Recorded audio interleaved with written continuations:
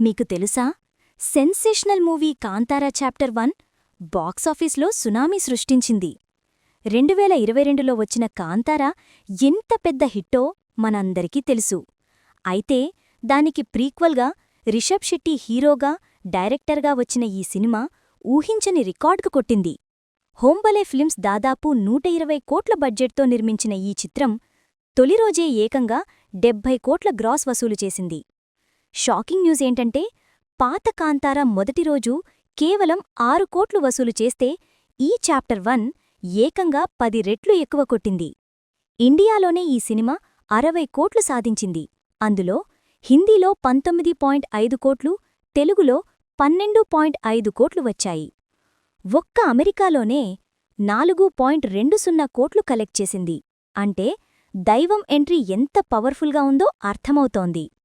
ఈరోజు ఈజీగా 100 కోట్ల మార్కును దాటేయబోతోంది.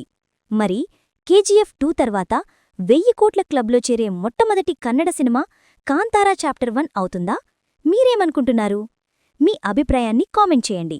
మరిన్ని ఎనర్జెటిక్ అప్డేట్స్ కోసం లైక్ అండ్ ఫాలో చేయడం మర్చిపోవద్దు.